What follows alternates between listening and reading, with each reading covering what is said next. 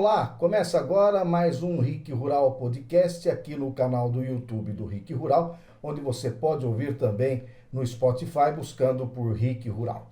Nós todas as semanas trazemos aqui assuntos importantes, interessantes, com personalidades do agronegócio ou não, mas sempre ligado um viés junto ao agro, esse setor tão pujante da economia e da sociedade do Paraná e do Brasil. O meu entrevistado de hoje é o Ayrton Galinari, presidente da Coamo, a maior cooperativa da América Latina. O nosso assunto é sobre a logística e armazenamento dessa super safra de grãos que está ocorrendo ano após ano. E nós estamos hoje com um gargalo de armazenamento desses grãos, soja e milho.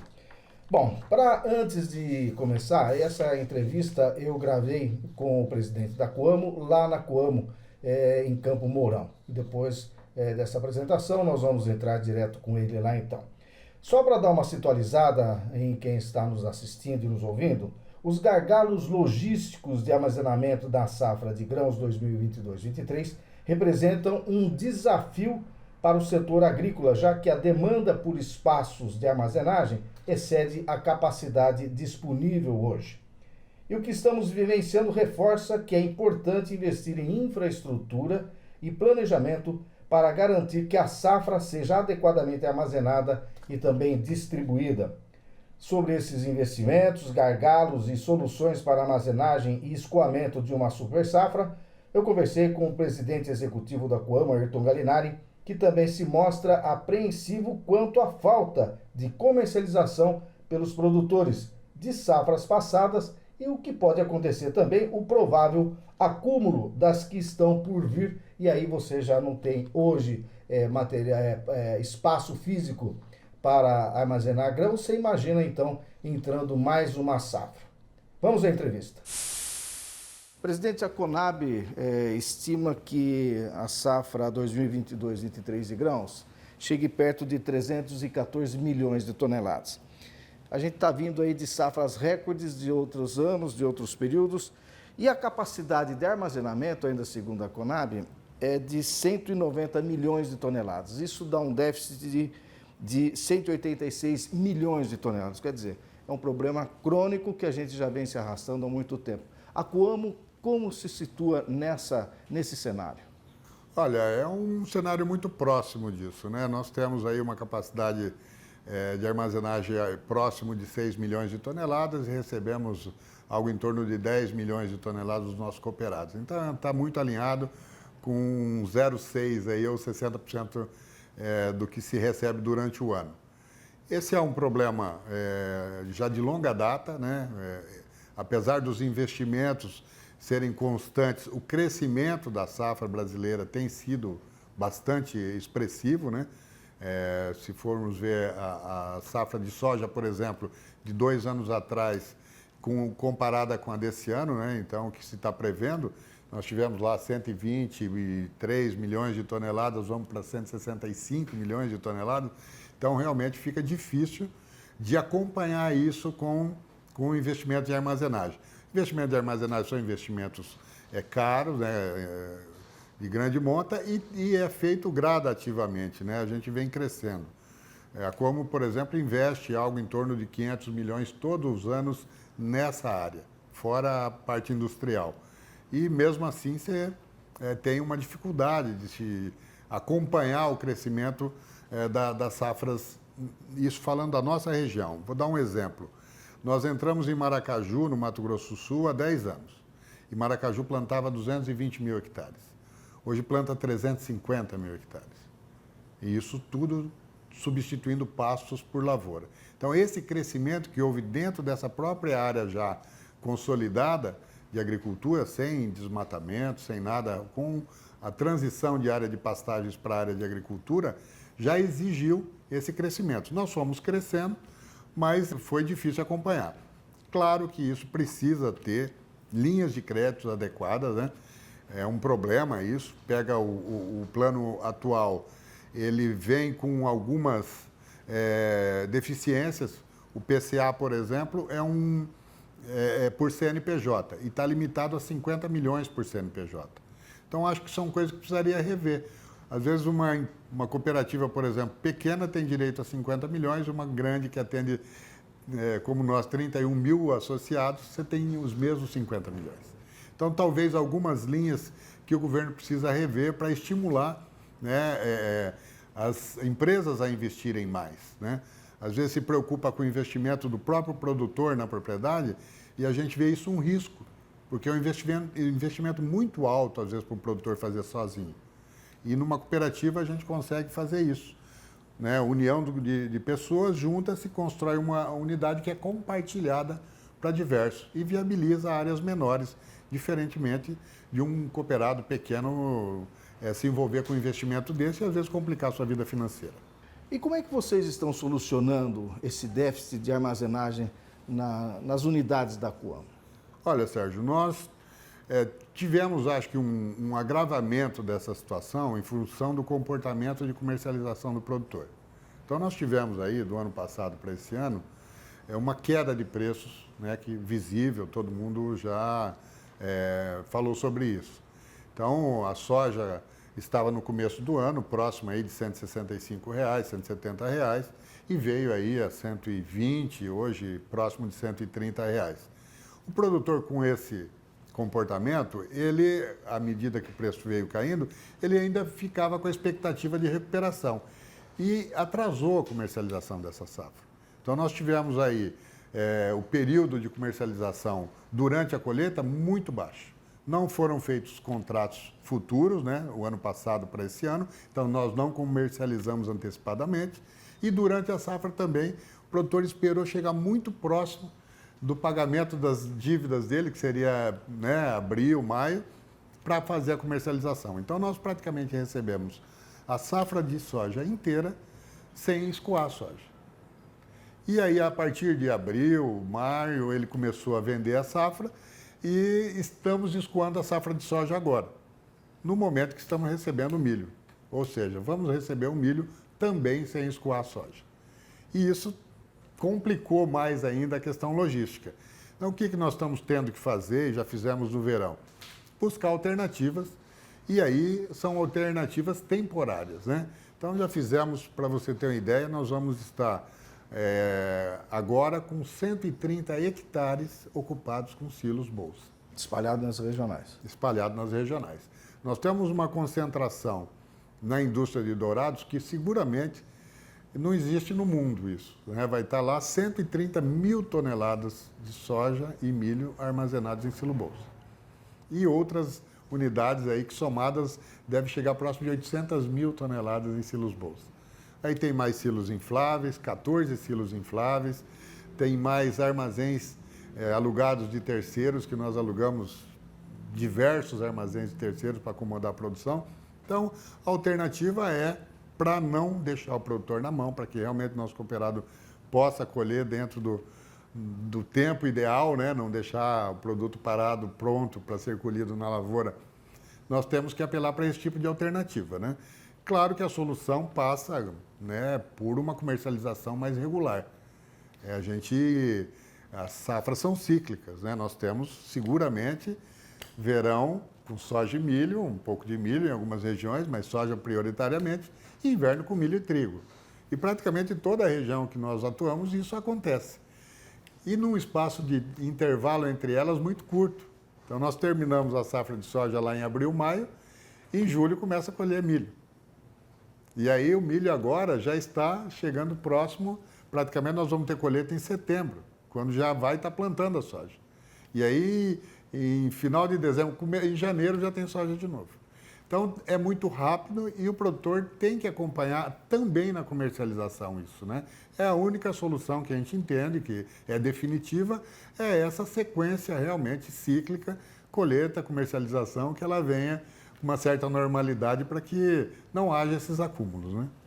O produtor hoje, o custo de produção dele está quase que 12, 13, 15 reais acima do que o preço de balcão hoje está sendo praticado para o milho. Ele vai contabilizar prejuízo, com certeza? Olha, na atual situação de preços hoje, realmente o produtor ele tem um prejuízo, porque ele implantou a cultura com uma aquisição de insumos que não é a realidade de hoje.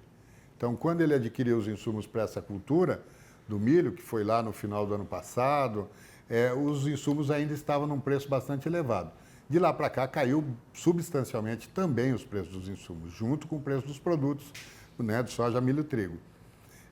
Então, nessa condição, realmente, ele realiza um prejuízo. O que nós estamos buscando junto ao governo federal são os leilões. Então, leilões de PEP, PEPRO, para que haja uma compensação para isso. O preço mínimo do milho hoje é R$ 55,20 por saca. Se fosse isso, melhoraria muito a situação do produtor. O governo acenou com 500 mil toneladas no primeiro momento, até agora não saiu esse leilão, mas há ainda essa expectativa de como é que isso vai se realizar e a quem vai poder atingir. Ainda é muito pouco, não resolve o problema do produtor do modo geral, mas seria um aceno já para começar a resolver um pouco esse problema do milho. Safras muito grandes de milho, essa é a expectativa, né? Já concluída praticamente no Mato Grosso e com essa produtividade alta. Aqui também estamos verificando, estamos aí com 20%, 25% da safra já colhida na região de atuação da Coamo. E é essa a realidade que nós estamos vendo, produtividades aí de 120 sacas por hectare é muito comum, então está sendo uma produtividade surpreendente. Isso é o que pode ajudar o produtor. Então, hoje, dentro dos custos que nós levantamos, é algo em torno de 110 sacas, 100 sacas, ele paga o que ele gastou.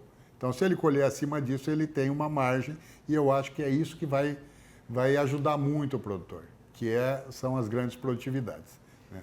Agora, escoamento da safra, em termos de porto, estradas, que avaliação a como faz? Olha, nós já temos um problema crônico com escoamento de safra, né? Dependemos muito dos caminhões, né? Agora ainda estamos aí na expectativa da renovação dos contratos de pedágio para melhorar as condições das estradas, tanto as condições do asfalto, mas também do atendimento, né? Um acidente hoje fica um pouco mais demorado para se resolver, né? Apesar do esforço do governo do estado, mas é uma dificuldade, é diferente de se ter equipes dedicadas como é no caso do pedágio, né? Então é um problema de segurança, é um problema também de concentração através dos caminhões, uma vez que nós praticamente só temos uma ferrovia, né, que liga a Maringá, a Londrina, a Ponta Grossa e a Curitiba e ao Porto.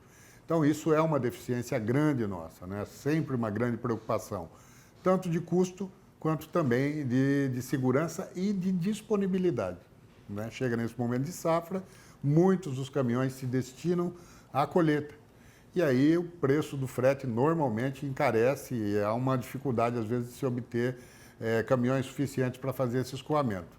Sempre uma grande preocupação, né, que a gente externa em todos os momentos que possível e seguramente a melhor solução, ou a solução mais definitiva, seria realmente a gente ter investimentos em ferrovias, né? Isso não tenha dúvida. Santos já tem uma diferença, 4 vias descem a serra, no Paraná ainda uma, então isso nos tira competitividade e também condições de escoamento. Como eu disse, o Mato Grosso do Sul cresceu muito a área plantada, escoa através de Paranaguá uma boa parte disso, aumentou muito, então, a oferta de produtos para serem atendidos pelo Porto de Paranaguá, e o que a gente acaba vendo é realmente essa grande concentração em caminhões e essa dependência que não é saudável, né? Nem para custo nem para segurança. Esse milho que está estocado, para ser escoado, ele precisa ser vendido, como você falou. E para ser vendido precisa ter bom preço. Qual é o cenário que se desenha aí para a lavoura americana, que isso vai puxar, se der uma quebra lá, puxa o preço do milho aqui, atrativo para o produtor vender? Existe essa expectativa? Ele só depende desse comportamento da safra americana ou tem uma outra situação além da Conab? Olha, eu acho que hoje é muito dependendo da safra americana, né? E os resultados de hoje especificamente, segundo, né, sai toda semana sai um relatório de condições de lavoura que o USDA publica. Nas últimas semanas ele tem se mantido estável, a níveis baixos históricos, milho em torno de 55% em condições ótimas e boas, soja idem, mas choveu muito bem a semana passada, né? Tem uma previsão de chuvas muito boas para essa semana e principalmente para a semana que vem. Então, Chicago já reagiu dessa maneira, né? Está apontando setembro a $13 o bushel, então já é um número abaixo do que está agora, hoje 13,60. Então, já acomodando para baixo, está sinalizando como uma condição normal, melhorando as condições de lavoura. Estão abaixo do histórico, mas isso já estava precificado. Então, não há nada que nos diga que há uma previsão de alta em função de safra americana. A previsão para a América do Sul, que é o drive a partir de setembro vira para cá, o drive de preço, quer dizer, setembro eles já estão praticamente consolidados, inicia as colheitas e praticamente as lavouras consolidadas, aí vira o foco para a América do Sul. E a América do Sul, todos os analistas apontam como uma safra normais por causa do El Niño. Então, ano de El Niño, ninguém aposta em safras ruins para Brasil, Argentina e Paraguai. Então, com esse cenário, a gente não tem cenários que voltem a ter projeções de preço muito altas. Mas temos que considerar que a relação de troca hoje é muito boa. Então, para quem adquirir os insumos agora, para implantar a cultura 23, 24 de soja, a relação de troca é historicamente boa. Ou seja, gira em torno aí de 65 até 70 sacas para se implantar a cultura, com todos os insumos e com todas as despesas de colheita. Não está aí só investimentos. Então, na nossa avaliação, vamos em torno de 70 sacas para você implantar essa cultura. Não é difícil colher acima de 150 sacas de soja. Então, eu diria que está numa condição muito boa. A comercialização do milho, é isso que nós falamos há pouco, realmente a produtividade é que vai ser mandatória. Então, em se consolidando essa produtividade alta, acredito que o produtor ainda consiga, mesmo a preços baixos, ter algum resultado ou pelo menos não ter prejuízo. Espera-se uma boa produtividade de soja para a próxima safra. E já tem, os armazéns já estão abarrotados de grãos. Como é que vai fazer essa equação dar certo? Olha, o produtor tem que vender.